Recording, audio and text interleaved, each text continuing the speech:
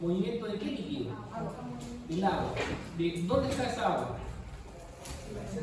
¿Ah? En el espacio intersticial.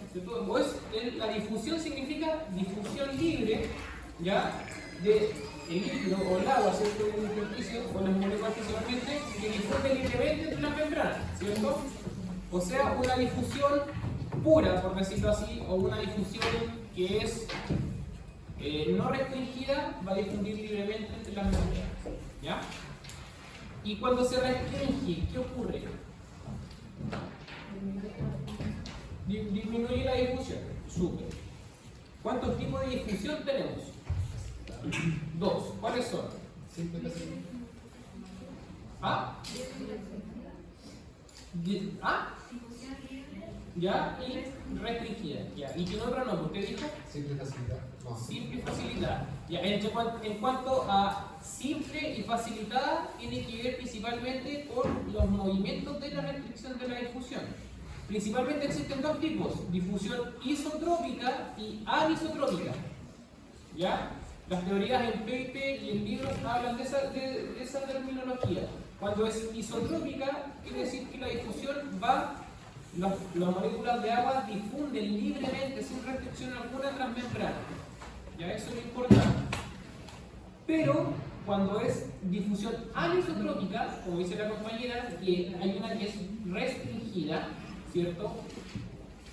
Evalúa la restricción de la difusión en un entorno, ¿ya? Y eso es difusión anisotrópica. Por lo tanto, se centra principalmente en el movimiento o en el micromovimiento de las moléculas de agua dentro de un boxer. ¿Por qué hablamos de un boxer? Porque lo que yo voy a medir con mi resonador va a ser una caja, ¿ya? Por eso ese es el boxer, el tamaño del boxer es la caja donde yo voy a medir, ¿ya? Y principalmente medimos el movimiento browniano, que es el traspaso de agua intramembrana de un lado hacia otro, ¿ya? A nivel fundamental, la difusión se basa en este movimiento, ¿ya? Y proporciona información sobre la celularidad y la integridad de las membranas de los tejidos, permitiendo además el análisis cuantitativo de este movimiento molecular. Por ejemplo, fíjense este recuadro, ¿ya? Yo acá tengo una difusión pasiva, una difusión libre principalmente de las moléculas transmembranas.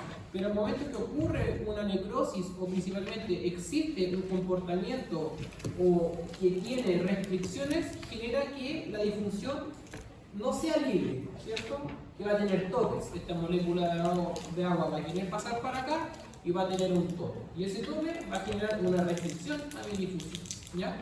Por eso es que todo este mecanismo, en base a la física de la resonancia magnética, nosotros podemos analizar cuantitativamente este movimiento de agua transmembrana.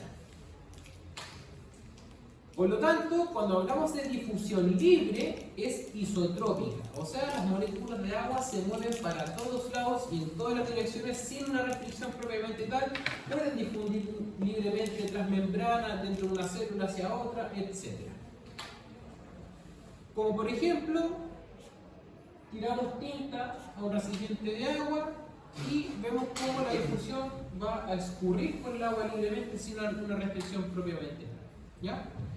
Y este tiempo, ¿cierto? Hay un tiempo que existe entre el espacio, el traspaso de la información o de la celularidad principalmente de transmembrana. El agua extracelular difunde más libremente que el agua intracelular, ¿cierto? Ya que tiene más posibilidad de colisionar con las paredes celulares, organelos, macromoléculas y todas las estructuras que están compuestas por esta membrana, ¿ya? La bicapa lipídica. Por lo tanto, es normal que descienda los parámetros de difusión cuando se habla de que pasa el líquido del medio extracelular o extravascular hacia el espacio intracelular, porque obviamente la molécula va a colisionar principalmente por la bicapa lipídica que tiene la membrana. Cuando hablamos de difusión anisotrópica o restringida, principalmente, ciertos tejidos estructurados generan obstáculos que orientan el movimiento de las moléculas, ¿ya? Y la difusión es solo restringida en ciertas direcciones del espacio. Por ejemplo, ¿qué ejemplo me pueden dar ustedes de una difusión libre y de una difusión restringida? ¿Ah? Un quiste, sí, porque un quiste de agua, ¿cierto? Va a estar restringido principalmente. Otro ejemplo, donde yo voy a querer medir principalmente la dirección del líquido que está siendo restringido.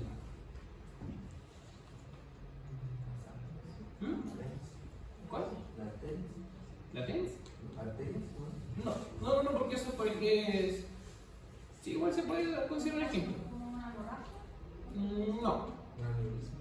No. Piensen en el agua, no piensen en la sangre. Piensen dónde hay líquidos, dónde hay agua. ¿Ah? La vejiga. ¿Sí? Ya, muy bien. Van pensando bien por lo menos, vamos generando buena analogía. Yo lo que voy a medir de forma anisotrópica es aquellos líquidos y aquellos fluidos que están teniendo una restricción, pero obviamente va a tener una dirección, ¿ya? Y el ejemplo más importante, y con el que quiero que se queden, es cuando nosotros hablamos de difusión anisotrópica principalmente, así en términos básicos, cuando hablamos de tractografía, ¿ya?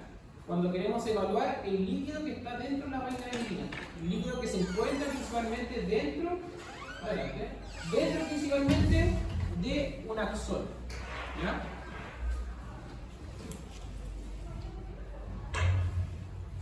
Por ejemplo, lo que habíamos visto, cuando yo estoy evaluando el agua intracelular, principalmente va a estar restringida dependiendo de su entorno externo que esté generando los pechitos, las paredes de esta restricción.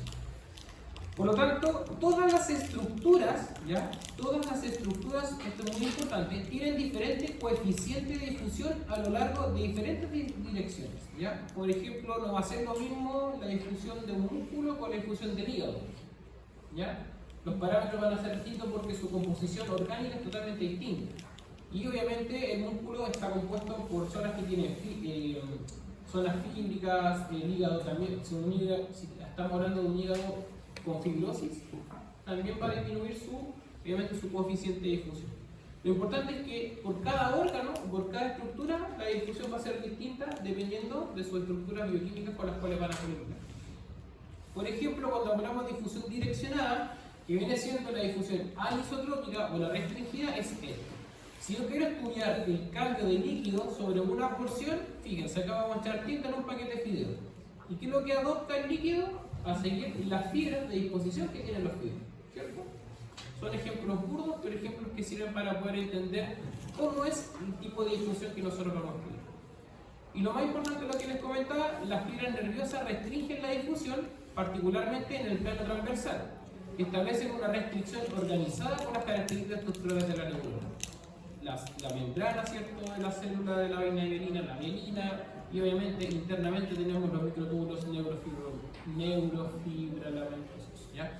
Que por donde transcurre principalmente el agua dentro del nervio. Y en la fibra, el movimiento estará facilitado en la dirección dada por la misma estructura. Esto genera anisotropía de la difusión en la dirección de las partículas. Y acá lo que nosotros vamos a medir principalmente va a ser aquellas partículas de difusión que estén más hacia el centro y tengan mayor valor, porque son los que van a tener una velocidad constante, ¿ya? Eso así se trabaja un poco más lo que es la tractografía, que lo debiésemos ver un poco más adelante, ¿ya? Este personaje describieron principalmente la secuencia utilizada en difusión, pero buscaron determinar la diferencia entre los protones móviles y los protones estacionarios. Porque digo, si yo hago una difusión sin caracterizar principalmente, lo único que yo voy a ver va a ser una potenciación T2, ¿ya? Principalmente, la secuencia de difusión va a estar determinada, ¿cierto?, con una potenciación inicial de T2, ¿ya? A medida que nosotros vayamos cambiando y variando los valores B, como estaba en el control, ¿cierto?, esto va a generar que disminuya la contaminación T2 y se magnifique la potenciación de difusión, ¿ya? Fíjense, ¿qué esquema secuencial, a qué estructura secuencial pertenece esto? Lo de arriba. Simplemente, ¿qué es lo que es? Espinel, muy bien. Pulso refasador de 90 grados, pulso refasador de 180 grados y sostiene el eco. Pero fíjense lo que tenemos ahora. Se aplican gradientes de difusión en todas las gradientes del espacio, en Gx, Gy, Gz. ¿Ya? Y por eso es que se considera difusión como una secuencia híbrida, que es una secuencia ultra rápida. ¿Qué mecanismos de llenar el espacio acá conocemos que me van a hacer que la secuencia sea ultra rápida? Ecoplanar. Por eso es que las difusiones van a ser ecoplanares, siempre. ¿Ya? Pero todo esto va a estar desbeneficiando principalmente lo que es la calidad de imagen. ¿Ya? Entonces, si es ecoplanar, fíjense la estructura base de la secuencia, es espineco. Al tener gradientes se transforma en una secuencia híbrida, porque va a trabajar con una estructura de secuencial de espineco, pero con gradientes aplicadas en todos los espacios.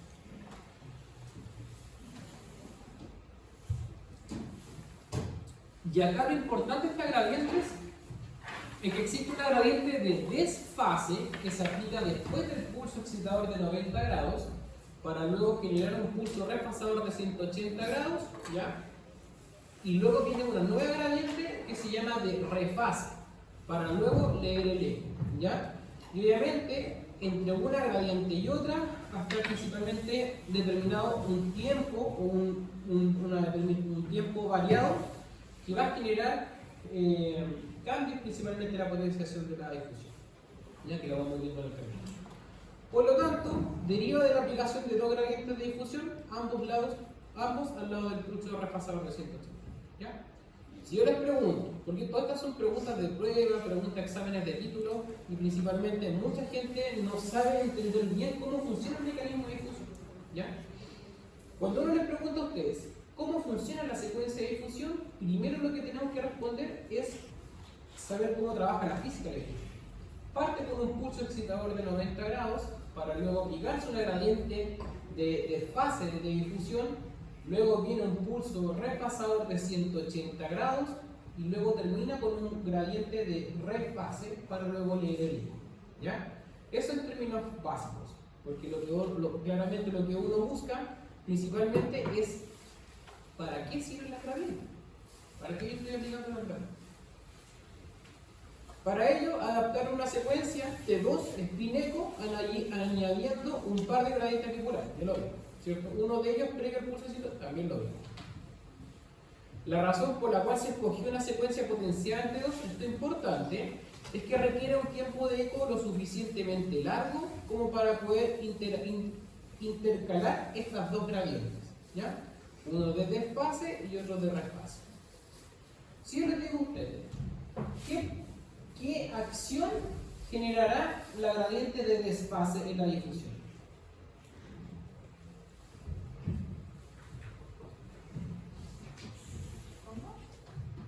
¿Qué mecanismo de acción va a hacer un gradiente de desfase? Desfasa los protones. ¿De quiénes va a desfasar los protones? ¿De quiénes va a desfasar los protones? Del agua.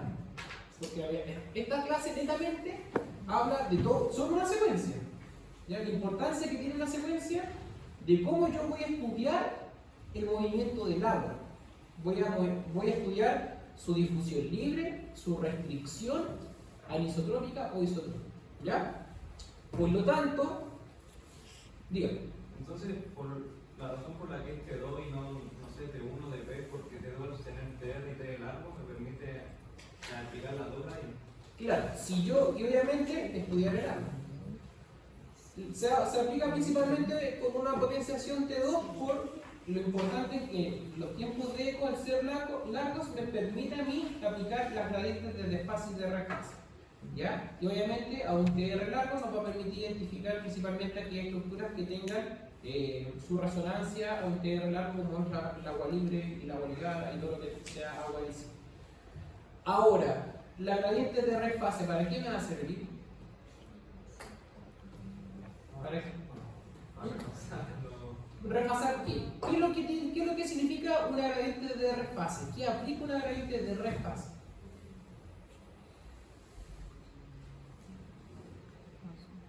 Yo vuelvo a poner todos los pines en una misma dirección. ¿Ya? ¿Para qué? Para aumentar la señal. ¿Qué es lo que dice? ¿Cuál es el mecanismo de acción de un pulso refasado de 180? Aumentar la señal, alinear el protón a la misma a una misma dirección, muy bien. Pero esta gradiente de refase, ¿a quién va a ir dirigido?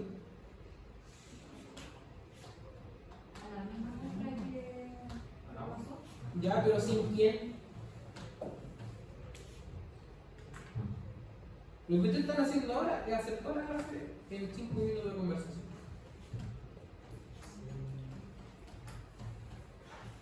¿Para qué es importante? Ya vimos. Primer pulso excitador a materia, ¿cierto? Segundo pulso desfasa a todos los protones del agua que está haciendo, va a ir aplicado a aquellos protones de agua que difunden libremente. ¿Ya?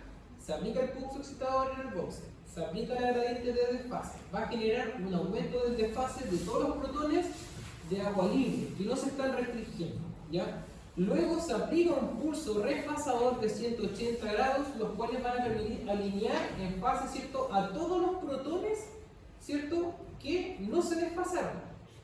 Y si no se desfasaron, ¿por qué va a ser? Porque están siendo restringidos. Entonces, esta gradiente de refase, ¿a quién va a ir dirigida? ¿Para qué? Del agua restringida. Y ahí yo leo. Así funciona la secuencia de difusión. Así es como yo logro ver una lesión hiperintensa del agua que está siendo restringida. ¿Ya? Y después nosotros lo podemos caracterizar como difusión facilitada o difusión restringida. ¿Ya? Es muy importante la analogía que ustedes hicieron, chiquillos, porque los felicito. Es muy importante comprender el proceso físico de cómo se aplica un pulso, cómo ese pulso afecta en la muestra y qué es lo que yo quiero obtener al final. ¿Ya? Y netamente tiene que ver con la aplicación de las gradientes que se utilizan. ¿Para qué va a ocurrir una gradiente de desfase? ¿Por qué después viene un pulso refasador de 180 grados? ¿Y por qué después yo obtengo una gradiente de refase para luego leer el eco? ¿Y por qué se hacen entre dos? Entonces, la gradiente de desfase desfasa los protones pero de agua libre, y la de refase refasa los protones pero solo del agua que está siendo restringida porque lo único que quedó excitado en el boxe. El desfase mandó a la chulla, sacó la señal de todos los protones que están siendo que se difunden libremente. El pulso de 180 grados se aplica en el mismo boxe a todos los protones que quedaron dentro sin desfasarse, que están siendo restringidos, para dejarlo en fase, aumentar su señal, y obviamente ahí se va a ver la diferencia de aquellos que tengan difusión facilitada y difusión restringida principalmente, que me lo va a captar la gradiente de refase. Por ejemplo, un accidente cerebrovascular, tenemos temporalidades, que la difusión es muy importante y lo vamos viendo ahora. Acción de cada pulso gradiente, ya lo vimos principalmente, la señal de spin estacionario, los videitos están en la clase, en el video principalmente, y obviamente acá fíjense cómo se mueven los spines, miren. Señal del spin estacionario, ¿cierto? Se excita con el pulso de 90 grados, se va excitando, se va excitando, se va excitando principalmente, se va desfasando, se desfasa, fíjense cómo ocurre, miren, el mecanismo de excitación, y ahora fíjense la parte de desfase, que es esta zona que está acá. Fíjense cómo el gradiente de desfase va a dejar fuera de fase, o sea, no están todos alineados en un mismo punto, y obviamente, después del pulso de 180 grados, van a cambiar sus estados principales, ¿cierto? Para que luego la gradiente de refase vaya a actuar solamente en aquellos protones, ¿ya? Va a aplicar la gradiente de refase en aquellos protones que están siendo restringidos para dejarlos en fase, como dice el compañero, y leer el eco. Las moléculas de agua que están estáticas logran refasarse completamente tras la aplicación del segundo gradiente de refase. Señal en espines móviles principalmente, se desfasan, se aplica el pulso de radiofrecuencia, ¿cierto? Y obviamente en la porción de refase, los espines próximos van a generar señales distintas de aquellas moléculas de agua que están en movimiento. No se logran refasar completamente tras la aplicación del segundo pulso. Y esa es la que me dice a mí que hay una restricción de difusión. ¿Ya? Las moléculas de agua en movimiento, a diferencia de aquellas que están estáticas, no van a lograr refasarse tras la aplicación del segundo pulso. Y eso es importante. Por lo que se produce una caída de señal. Y esta caída es proporcional a la amplitud de las gradientes. En efecto, es demasiado pequeño como para ser visible por la resonancia convencional.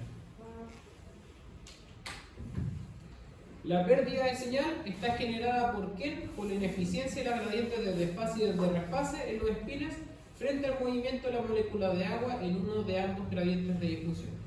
Recuerda entonces, el de desfase va a actuar sobre todos los protones móviles y el de refase va a llegar a repasar aquellos protones que no están siendo móviles, los que no van a tener su refase total. Por eso es que eso se expresan como restricción y no logran entregar su señal médica. Dependiendo claramente el cálculo de la señal de difusión, no les voy a hablar de la fórmula. ¿Ya? La fórmula obviamente la tienen que entender ustedes, pero principalmente tienen que saber que cada elemento tiene un coeficiente de difusión distinto a cada uno. ¿Ya? Obviamente la difusión propiamente tal va a estar determinada por, y la influenciada principalmente, por esto que se denomina bifactor. ¿Ya? Y el coeficiente de difusión principalmente de cada elemento. El coeficiente de difusión es la característica de movilidad de moléculas en medio, ¿cierto? Y se expresa por milímetros cuadrados en segundo. Por ejemplo, el coeficiente de difusión normal del líquido cefalorraquídeo es 3200 milímetros cuadrados, ¿cierto? En segundo. Si yo tengo un tumor en la base del cráneo, ¿qué va a pasar con la difusión del líquido cefalorraquídeo? ¿Aumenta o disminuye? El coeficiente de difusión. Que si esto es difundir libremente, disminuye, porque ya no va a difundir libremente, ¿cierto? Entonces ahí se va a generar una restricción. ¿Ya? Lo mismo pasa para la sustancia gris, lo mismo pasa para la sustancia blanca. Que uno en la difusión después hace un ROI en el mapa de C y le entrega estos valores de milímetros cuadrados y uno puede decir efectivamente esta lesión isquémica no corresponde a un proceso de difusión restringida, sino que ya está siendo facilitado porque está volviendo a su... ya las moléculas están pasando por entre medio. ¿Pasa libremente donde está el ACV? Sí, pero esa parte que está en el ACV ya murió, ya es tejido muerto. Y esto es lo más importante dentro de la secuencia de difusión. El valor de B es un factor que refleja la fuerza en la sincronización de las gradientes utilizadas para generar imágenes de difusión. Cuando mayor es el valor de B, más fuerte es el efecto de la difusión. ¿Cómo lo vemos esto? El valor de B va a tener principalmente tres parámetros, ¿ya? Que salen acá, ¿cierto? Que van a ser los que nos van a generar la mayor influencia, ¿cierto? Para las imágenes de difusión, ¿ya? Por lo tanto, veamos acá, el valor de B es operador dependiente. Uno determina, o sea, en este caso los radiólogos nos dicen a nosotros qué valor de B tiene que hacerse la difusión de cerebro, de abdomen, de pelvis, de músculo esquelético, donde uno esté trabajando, ¿ya? Pero obviamente uno tiene que tener el conocimiento, porque a veces los radiólogos dicen, hace la difusión al músculo. Ah, pero, bueno, no le voy a preguntar al radiólogo, oye, ¿qué bifactor le pongo? No sé. No. O te dicen, no, ¿sabes qué, Hernando? Hay que hacer el protocolo de difusión de abdomen de nuevo. ¿Cuáles son los factores? No. Uno tiene que saber que existen estándares de difusión tanto en cerebro, tanto en próstata, tanto para hígado, etc. ¿Ya? Y eso obviamente te lo da la clínica. No se lo voy a pasar como forma exigente porque eso lo tienen que ver cada uno de los que se quieren dedicar a la resonancia magnética, tienen que profundizar. Por ejemplo, la elección controla el grado de difusión, así como el TE afecta la potenciación T2. Nosotros vimos también que si yo aumento el tiempo de eco sobre 1000, ¿qué es lo que pasaba con la secuencia? Un T2 pesado, ¿cierto? Por un tiempo de eco muy elevado. Tengo un contraste de grises no tan apropiado, ¿ya? Veo solamente negros y blancos. Lo mismo pasa acá con el P0. En un T2, en una secuencia, fíjense que la imagen de difusión es fea. Es chacha la imagen, ¿ya? Pero es la más sensible para poder evaluar una patología, ¿ya? Por ejemplo, yo voy a ver acá B0, ¿qué potenciación vendría siendo esta? Es una secuencia de difusión, pero ¿qué potenciación está acá? En T2, ¿cierto? Se observa la contaminación de la potenciación T2. Al momento yo de aumentar los valores de la intensidad de la gradiente, el tiempo en que se instala cada gradiente, y la distancia entre cada gradiente, voy a generar esto. Imagínense, estos valores de B son los bifactors, los factores B. Si yo le aplico un bifactor de 1000, fíjense qué pasa con la contaminación T2, que estaba difundiendo libremente, que tuvo una difusión normal. ¿Se fue o se quedó? Se fue, ¿sí? ¿Por qué? Porque a un valor de B1000 a mí me elimina la contaminación del agua libre. ¿Ya? Y acá, cuando uno dice, está potenciada la potenciación de esta imagen, fíjense, ¿veo la corteza? No. ¿Veo detalle anatómico de los músculos que están al lado del cerebro? No. ¿Qué es lo que veo? Cerebro y agua. ¿Veo buena la calidad de imagen? No, porque difusión es fea la calidad de imagen, ¿ya? Es horrible, ¿ya? Pero acá lo que se tiene que fijar es que al momento de aumentar el valor de 1000, se pierde la contaminación P2 y aumenta la potenciación de difusión. Y si aumentamos a B3000, miren lo que pasa. Cada vez que yo aumento el valor de B, estoy generando mayor desfase, principalmente en los fotones. Por lo tanto, al final no voy a obtener ¿cómo se puede decir? No voy a obtener ese grado anatómico que yo quiero lograr con la difusión. Por eso es que existen B determinadas para cada estructura de estudio. La atenuación de la intensidad de señal se debe al factor B, ya lo vimos. Cuanto mayor es el valor de B, mayor es la atenuación de la intensidad de señal, ¿ya? Modulada principalmente por el coeficiente de difusión de cada partícula donde uno está tomando la muestra. Con el aumento del valor de B, las señales en áreas con difusión rápida decaen rápidamente, ¿ya? Mientras que disminuyen más lentamente los tejidos con difusión lenta. Y el mapa ADC se puede obtener ajustando la disminución de la señal en función del B. Acá lo importante, chiquillos, que quiero que entiendan es esto. Cuando un elemento tiene una difusión rápida, ¿ya? Al momento de aplicar las gradientes de difusión, vamos a obtener que la señal decae completamente, ¿ya? Fíjense en lo que dice acá. Con el aumento del valor de B, las señales con áreas de difusión rápida decaen rápido, ¿ya?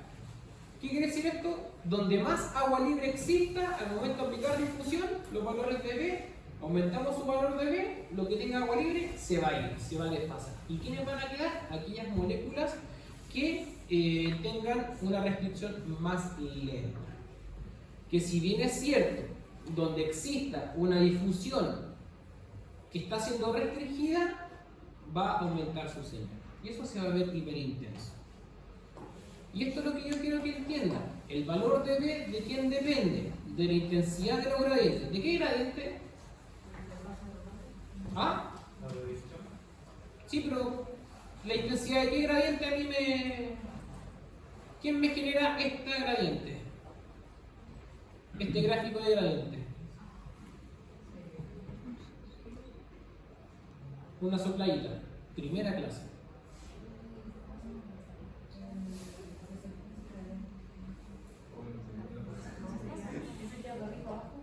Arriba. Pero ¿quién me dice a mí intensidad de gradiente? ¿Cómo medimos los gradientes nosotros? ¿Y el slew rate por quién está compuesto? Por el Gmax y el Raster, ¿cierto? Por lo tanto, el Gmax es la intensidad del gradiente.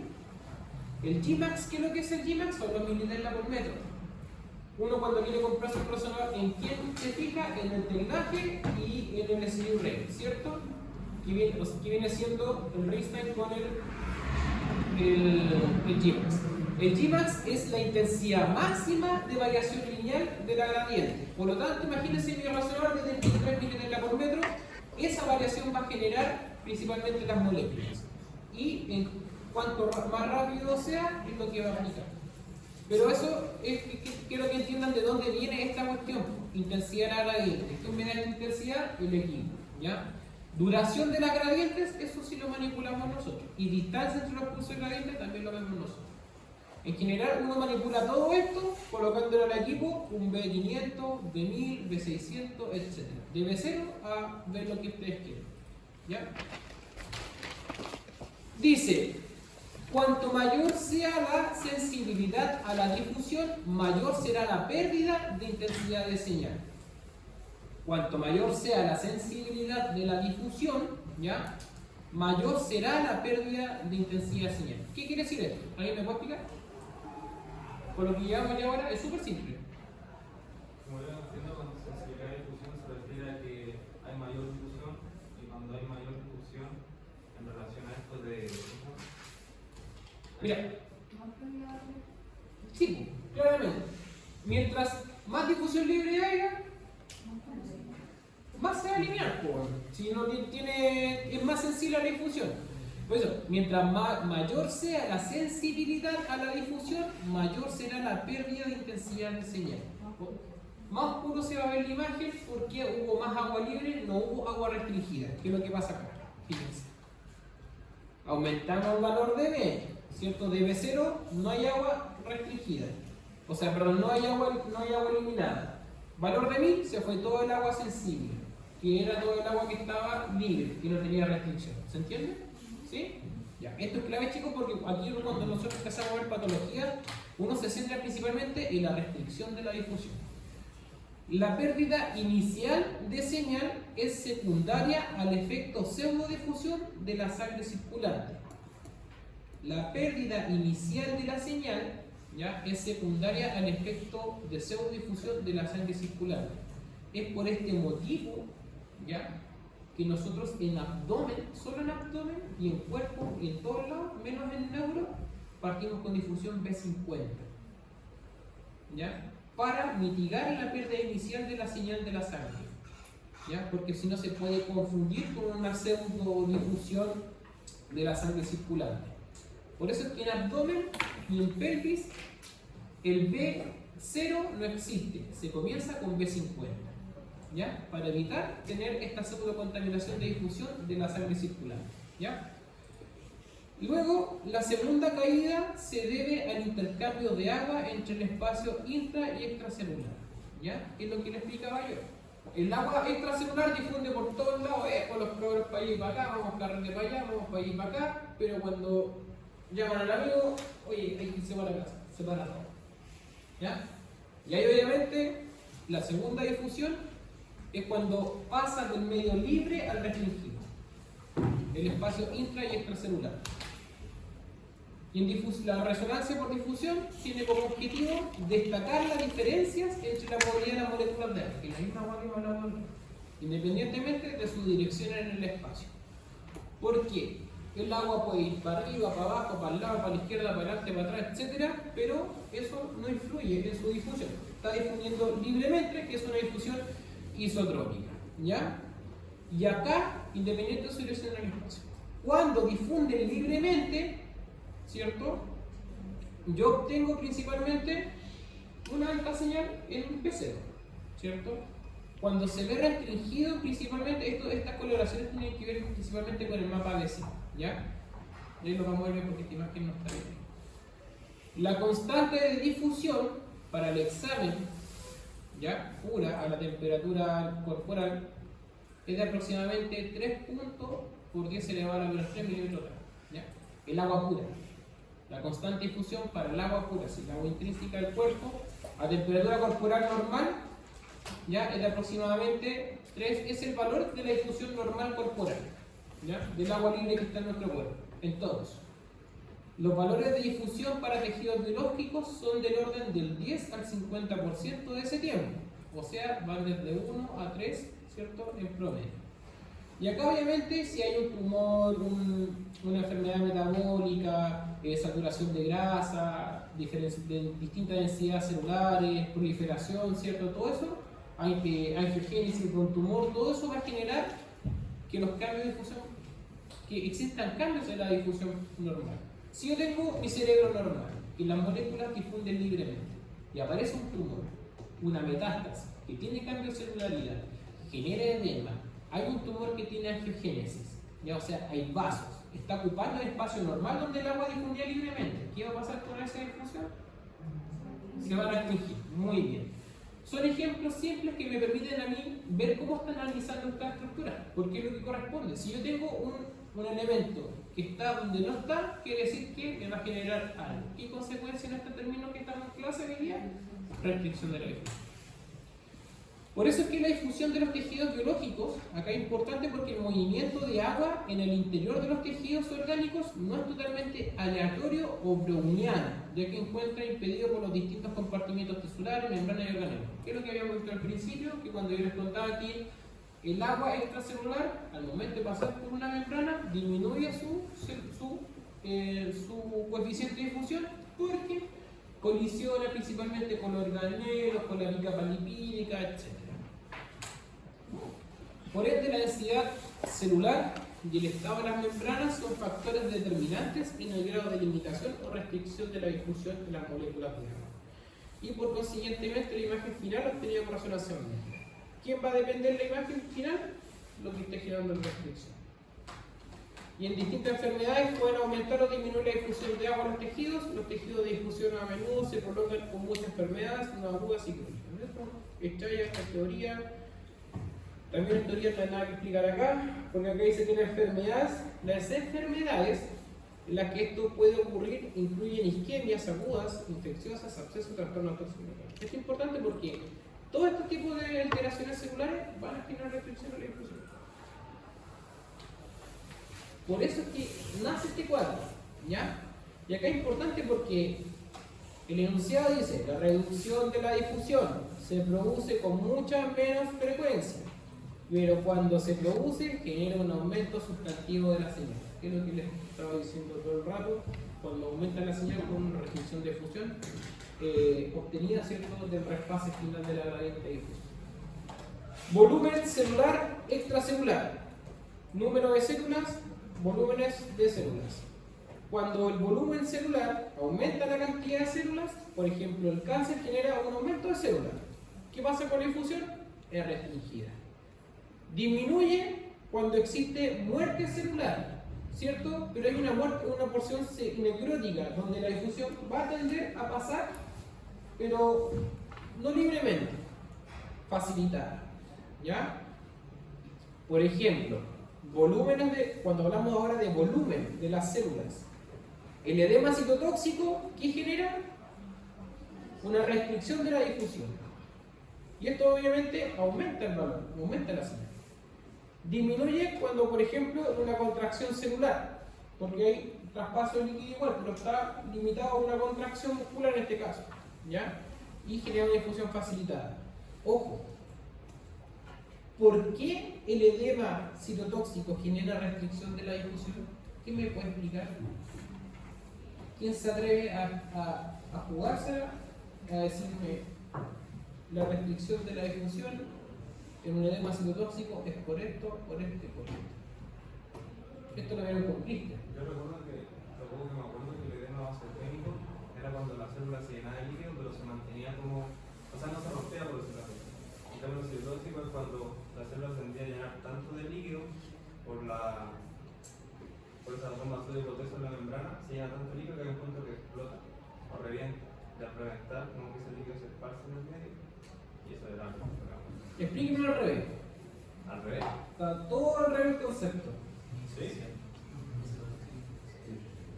¿Cómo? Ah. Lo que usted me dijo primero es citotóxico y el segundo es vasogénico. Explíqueme de nuevo, pero con más técnica. Busque en su cerebro qué es lo que pasa. Mira, ¿qué es lo que habíamos hablado acá? ¿Qué habíamos hablado acá? Lo mismo que me va a explicar usted ahora, pero aplique este concepto.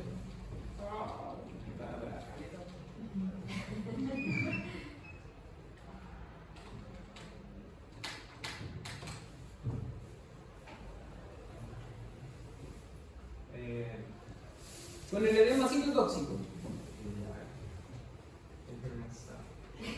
No, nunca nada, tiene un segundo. El edema citotóxico, es cuando la célula tiende a llenar más de líquido, y esto es debido a que en el espacio intracelular que es dentro de la célula se van llenando hay menor difusión. En cambio, en el extracelular hay mayor difusión porque al no estar dentro de la célula es como que está más libre el líquido. Por ende, en el extracelular hay mayor difusión que en el intracelular. En el edema citotóxico lo que ocurría era justamente eso, que la célula al llenarse de líquido se tendría a crecer. Ya. No se ganó el puntito para la prueba porque le faltó ahí un concepto importante que si yo les voy a explicar un poco. Lo más importante que yo quiero que entiendan porque esta vez pregunta examen de título y lo más importante es que esto tienen que entenderlo de cómo funciona el mecanismo de la difusión. Acá lo principal es lo siguiente. ¿Ya? Una célula, ¿cierto?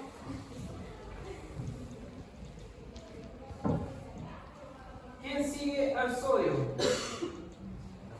¿Ah? El agua, ¿cierto? Estas son bombas de sodio y potasio. ¿Qué es el agua? Es agua, ¿cierto? Líquido extracelular, la membrana. ¿Qué pasa si hay, yo le quito, esto es un tejido cerebral, ¿ya? ¿Qué pasa si yo le quito la oxigenación? ¿Qué pasa con la célula? Se muere, porque genera hipoxia celular, ¿cierto?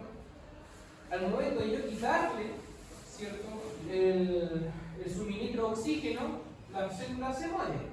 ¿Qué es lo que pasa con las bombas? Que necesitan diferencias potenciales para que se activen y se abran los canales membranales. Se bloquean, se cierran. Entonces, los canales de bomba potasio nos generan diferencias en electrolitos, creo que era 51, 69, no me acuerdo mucho. Para que se genere la diferencia potencial para que se activen los canales de todas las bombas de membrana. ¿Qué quedó adentro? Sodio. Con agua, está bien, sodio con agua. Pero si yo dejo sodio adentro, ¿qué va a pasar con la célula? Disminuye el volumen, pero más que eso, chicos, están bloqueados. ¿Qué pasa con una célula isotónica? Esta es la que vamos a hablar, biología. Isotónico pasa un medio hipertónico, ¿cierto? ¿Y cómo queda la célula? Chupadita, ¿cierto? ¿Y por qué se chupa? Porque como queda siempre el sodio adentro, lo que empieza a hacer el agua sigue al sodio. Celularmente, el agua que está dentro de la membrana empieza a chuparse, a deformarse las capas principalmente, y empieza a tratar de equiparar y de nivelar la concentración osmótica que está dentro de una célula. ¿Aumenta su volumen? ¿Aumenta la difusión? ¿Aumenta? Miren, este proceso muy bien, pero lo que hay que cambiar el concepto es, si yo tengo restricción a la difusión, el agua que está acá adentro ya no se va para afuera y para adentro de la membrana, ¿cierto? ¿Dónde se quedó el agua? Donde hay concentración de sodio, ¿cierto? Por lo tanto, el edema citotóxico que cambia la celularidad interna o la osmolaridad interna de una célula, lo que va a generar principalmente es aumentar la señal en la restricción de la difusión, porque la célula tiene restricción de la difusión. ¿Cómo se generó esa restricción de la difusión? Porque el edema citotóxico aumenta la celularidad de la misma célula, ¿cierto? Aumenta el tamaño del agua por la célula, ¿cierto? ¿Por qué? Porque empieza a deshidratar las membranas, porque el agua que está en la periferia empieza a irse donde está la concentración de sodio. Y eso genera que una célula pase del medio isotónico a hipertónico, chupadita deformada, ¿cierto? Y esto tiene un tiempo de vida, que son 3 horas. 3 a 6 horas. ¿Y qué pasa después con esto? Muere. ¿Y qué pasa? El líquido se va al intersticio. Y ahí pasa del edema citotóxico al edema vasoquímico. Y como si acá yo tengo restricción de la difusión intracelular, se genera un aumento de la señal. Porque la gradiente de refase, al momento de aplicar, el lóbulo de gradiente de refase va a actuar sobre los botones que están siendo restringidos. Y esta es la señal que a mí se me ve hiperintenso. Y esto es una CB hiperagudo. Cuando un paciente está cursando un accidente cerebrovascular, así se explica. Eso es el mecanismo de acción que ocurre en una difusión cuando hay una lesión hiperintensa, es porque el paciente le está pasando esto. Más que dibujito, claramente, pero es esta la explicación. Cuando pasa el tiempo de ventana, es porque el tejido murió y el agua se fue al intersticio. De dentro de la celular, perdón, se fue al extracelular. Y ese le llama vasogénico. Y eso ya no es, ese tejido ya murió, ya se generó necrosis. Ese veneno ácido tóxico, eso se pregunta en los exámenes de título, eso se integra todo, eso integra todo. Vimos cómo es la integración, hasta hablamos de los canales de bomba de sodio y potasio. Entonces, que eso, para que ustedes digan, ¿para qué chucha va a servir esta web biología? Para que entiendan cómo se ve la difusión facilitada y cómo es la difusión restringida. ¿Ya? Aquí lo grabo. Los que están conmigo en los talleres, que saben que nosotros igual hacemos un repaso de esto. Todos los talleres vamos hablando antes dentro de la clase, hacemos un repaso de la materia, de lo que más nos complica y todo esto. ¿Dónde quedamos? Ya. Ya. Y acá lo importante es disminución, la contracción celular genera una facilitada. Por ejemplo, con el tejido, el accidente cerebrovascular,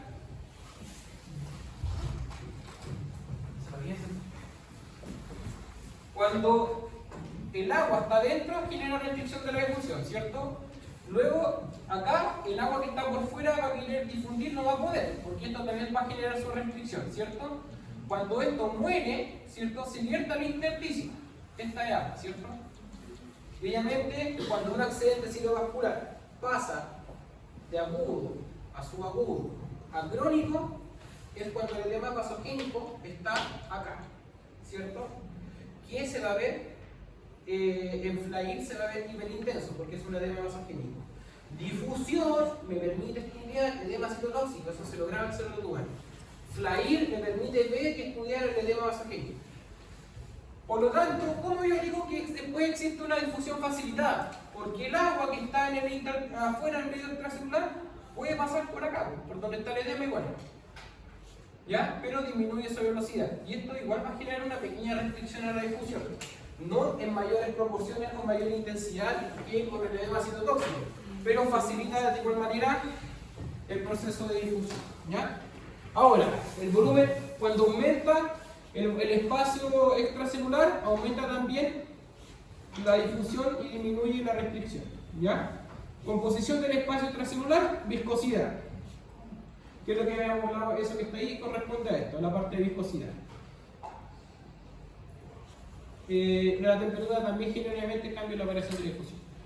La generación de las imágenes, principalmente, la sensibilidad de estas secuencias se limita a la difusión en la dirección de las gradientes aplicadas. Esto es importante porque las gradientes van a que uno aplica principalmente la gradiente de difusión en los tres planos para que, obviamente, tengamos la restricción aplicada en todas las gradientes del espacio. La aplicación de la gradiente, por eso al menos, es en las tres direcciones. Y uno manipula esto principalmente viene siendo de un equipo Siemens, ¿ya? Factores de aceleración, ¿ya? Y acá nosotros tenemos dos, o sea, acá con un factor de aceleración grapa 2, ¿ya? Tiempo de adquisición, este plano fijo en la mesa que no se mueve. 1 minuto 14. Dirección de difusión 3, ¿ya? Modo difusión multidireccional. Esquema de difusión bipolar, ¿cierto? Dos gradientes. Y ponderación en difusión, 3 valores de Debye. Esto es lo que me dice mi cuadrito.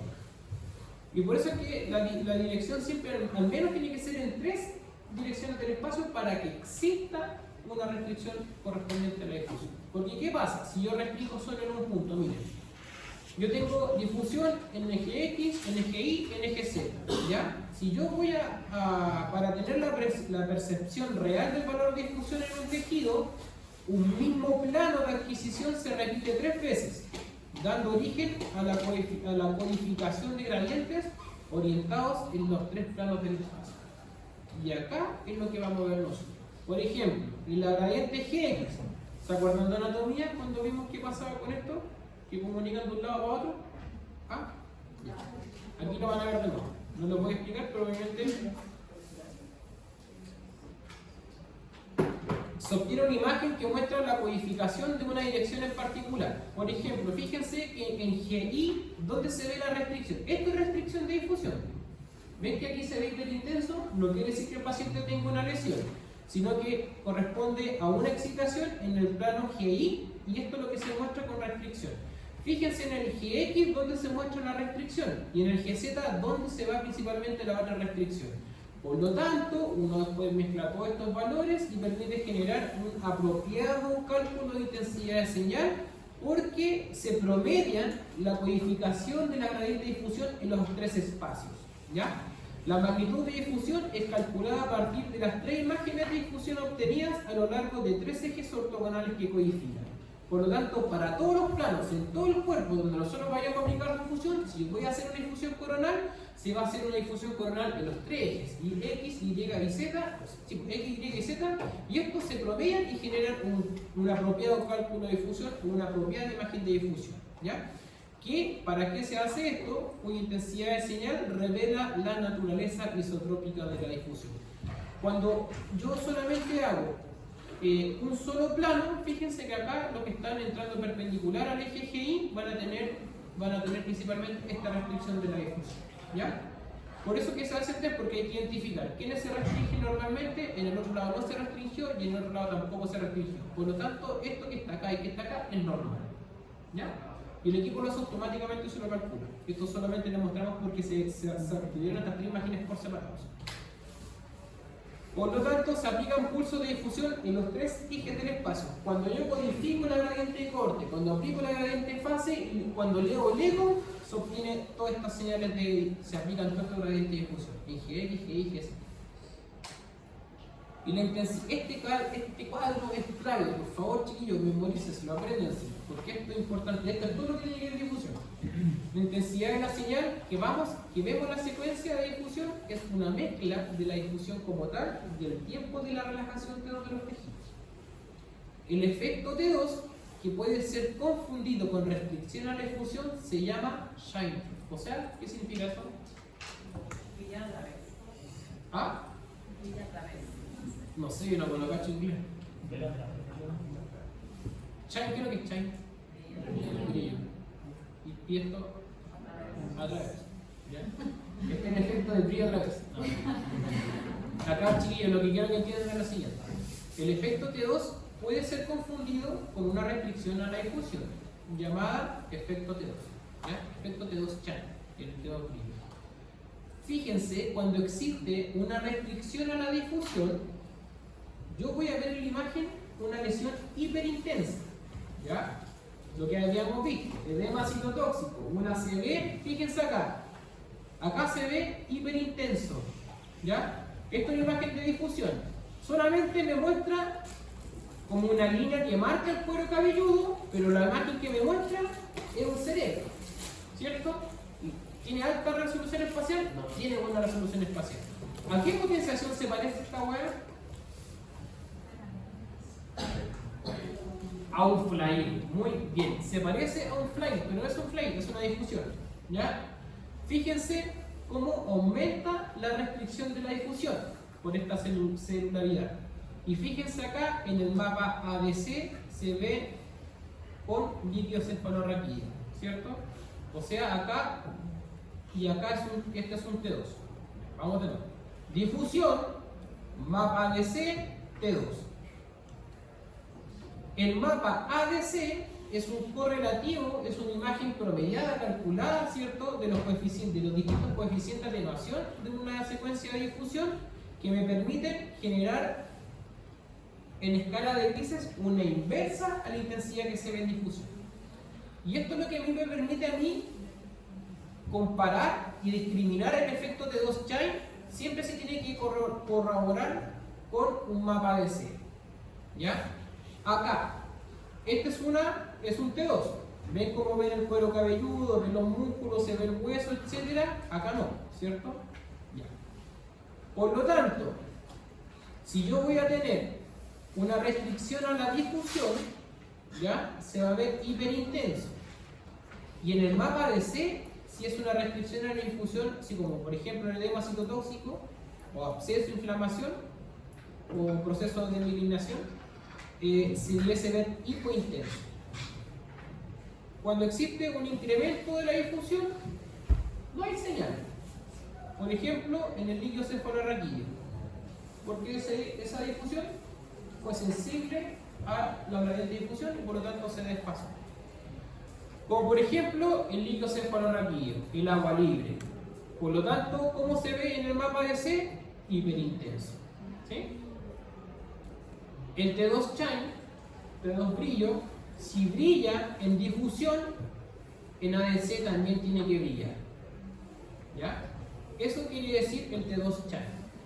Ojo, porque si yo veo que brilla en difusión, y miren esta lesión que está acá, esta misma restricción, si en el mapa ADC, que está acá a la izquierda, a la derecha, perdón, si el mapa ADC si fuese visto negro, ¿a qué va a corresponder? A un edema citotóxico, o un absceso, o inflamación, o una enfermedad debilitante activa. ¿Ya? Quiero que tengan claro lo siguiente, para que no se confundan tanto. ¿Ya? Yo voy a tener y voy a poseer la restricción de la difusión. Cuando una restricción, así como restricción, brilla en difusión, no brilla en mapa DC. ¿Ya?